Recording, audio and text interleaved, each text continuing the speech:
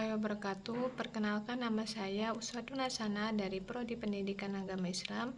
Di sini saya ingin mempresentasikan tugas UTS Ilmu Pendidikan Islam. Baiklah, yang pertama, jelaskan pengertian pendidikan Islam menurut etimologinya dan menurut terminologi. Menurut etimologi, pendidikan Islam berasal dari dua kata, pendidikan dan Islam. Pendidikan berasal dari bahasa Latin educatio yang berarti proses pembentukan karakter dan peningkatan pengetahuan, sikap, dan keterampilan individu. Islam adalah agama yang didasarkan pada ajaran Al-Quran dan Sunnah yang mengatur aspek kehidupan individu dan masyarakat. Oleh karena itu, pendidikan Islam dari segi etimologi mengacu pada proses pendidikan yang didasarkan pada ajaran dan prinsip-prinsip agama Islam. Menurut terminologi, pendidikan Islam mengacu pada sistem pendidikan yang berfokus pada ajaran dan nilai-nilai Islam. Ini mencakup pengajaran Al-Quran, hadis, ajaran agama, etika, dan nilai-nilai Islam dalam proses pendidikan. Pendidikan Islam juga dapat mencakup aspek-aspek kehidupan sehari-hari yang sesuai dengan prinsip-prinsip Islam. Tujuannya adalah untuk membentuk individu yang beriman, berakhlak, dan kompeten, serta memahami serta menerapkan ajaran Islam dalam kehidupan mereka. Selanjutnya, pertanyaan yang kedua, jelaskan yang kamu ketahui tentang hubungan pendidikan Islam dengan pendidikan nasional. Hubungan antara pendidikan Islam dengan pendidikan nasional adalah erat satu sama lain. Pendidikan Islam merupakan bagian penting dari sistem pendidikan nasional. Salah satu tujuan pendidikan nasional adalah menjadikan manusia seimbang dari segi intelektual dan pendidikan yang berdasarkan nilai-nilai agama kepada Tuhan Yang Maha Esa. Maka, pendidikan Islam sangat berperan dalam mencapai tujuan pendidikan tersebut, dan pendidikan Islam di Indonesia dilaksanakan secara terencana dan sistematis. Baiklah, selanjutnya pertanyaan yang ketiga, jelaskan kedudukan dan peran pendidikan Islam dengan sistem pendidikan nasional. Pendidikan Islam memiliki kedudukan sebagai komponen integral dalam sistem pendidikan nasional di negara-negara dengan mayoritas Muslim. Peran utamanya adalah untuk menyebarkan ajaran Islam, membentuk karakter moral dan etika, mengajarkan nilai-nilai agama, dan memberikan pemahaman tentang sejarah dan budaya Islam. Pendidikan Islam juga memberikan kontribusi pada perkembangan kebijakan pendidikan nasional dengan mempertimbangkan perspektif dan nilai-nilai Islam dalam konteks pendidikan formal. Baiklah, pertanyaan yang keempat, sebutkan dan jelaskan sumber dan dasar ilmu pendidikan Islam. Sumber pendidikan Islam yaitu ada Al-Quran. Al-Quran adalah sumber utama ilmu pendidikan Islam. Ini adalah kitab suci dalam agama Islam yang dianggap sebagai wahyu Allah kepada Nabi Muhammad. Al-Quran berisi ajaran-ajaran moral, etika, dan pedoman tentang bagaimana hidup sebagai seorang muslim yang baik. Selanjutnya ada sunnah Nabi SAW atau hadis. As-sunnah adalah segala sesuatu yang dinukilkan kepada Nabi SAW berupa perkataan, perbuatan, takrirnya, ataupun selain dari itu. Setelah itu ada perkataan sahabat Nabi atau mazhab sahabi. Sahabat adalah orang yang pernah berjumpa dengan Nabi SAW dalam keadaan beriman dan mati. Dalam keadaan beriman juga para sahabat Nabi SAW memiliki karakteristik yang unik dibandingkan kebanyakan orang pada masa Khulafaur Rasyidin. Sumber pendidikan Islam sudah mengalami perkembangan selain Al-Quran dan Sunnah. Juga perkataan, sikap, dan perbuatan para sahabat. Selanjutnya ada masyarakat atau masalihul mursalah. Masalih al-mursalah adalah menetapkan peraturan dan ketentuan undang-undang yang tidak disebutkan dalam Al-Quran dan As-Sunnah atas pertimbangan penarikan kebaikan dan penolakan kerusakan dalam kehidupan masyarakat. Selanjutnya ada nilai dan adat istiadat masyarakat. Urf, tradisi urf adalah kebiasaan masyarakat baik berupa perkataan maupun perbuatan yang dilakukan secara kontinu dan seakan-akan merupakan hukum tersendiri sehingga jiwa merasa tenang dan melakukannya karena sejalan dengan akal dan diterima oleh tabiat yang sejahtera. Selanjutnya yang terakhir ada hasil pemikiran muslim atau ijtihad. Ijtihad adalah proses memikirkan kritis dan penafsiran terhadap ajaran-ajaran Islam oleh ulama dan cendekiawan.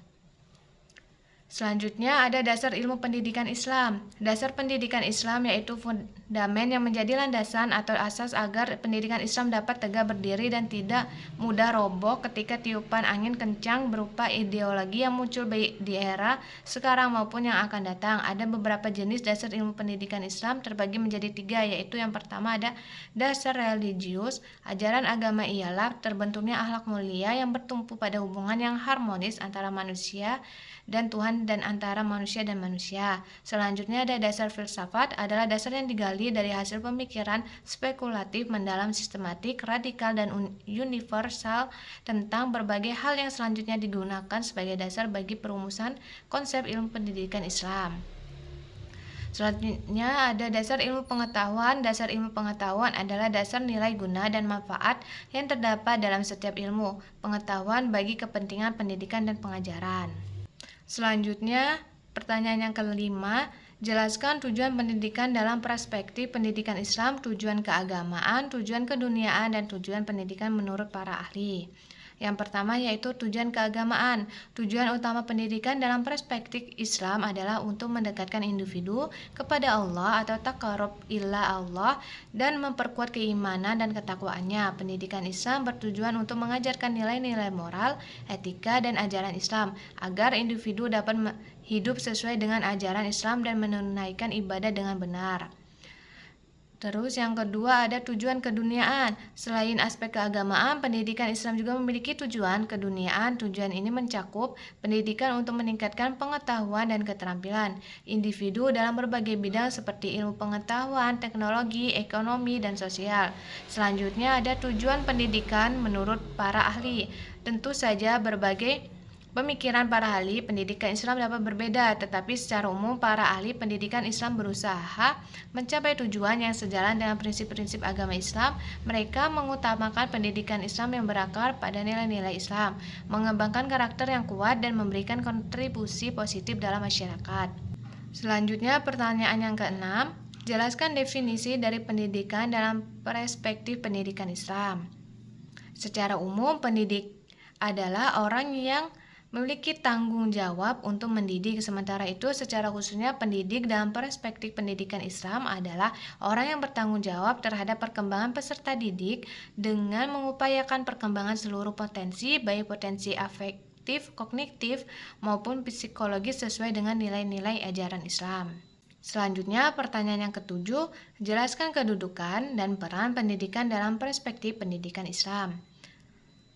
Dalam Islam, guru memiliki kedudukan yang tinggi dan dihormati. Mereka dianggap sebagai penerus pengetahuan dan pembawa cahaya ilmu. Pendidik juga dianggap sebagai pemegang amanah dalam menyampaikan pengetahuan dan nilai-nilai agama Islam. Seorang pendidik juga harus menjadi teladan dalam perilaku dan akhlak, berperan dalam membentuk karakter dan etika siswa. Pendidik juga sebagai penyalur pengetahuan Islami, dan pendidik juga berperan melibatkan bimbingan dalam pengembangan spiritual siswa. Selanjutnya, pertanyaan yang ke-8, sebutkan jenis-jenis dan syarat-syarat pendidikan dalam perspektif Islam. Jenis-jenis pendidikan perspektif Islam yaitu ada agama atau tarbiyah, pemahaman tentang Allah, ajaran Islam, dan praktik ibadah. Selanjutnya, pendidikan moral dan etika atau akhlak, pentingnya etika dan moral yang baik. Selanjutnya ada pendidikan akademik, ilmiah, Islam mendorong ilmu pengetahuan dan penelitian. Selanjutnya ada pendidikan keluarga. Keluarga memiliki peran penting dalam pendidikan anak-anak dalam Islam.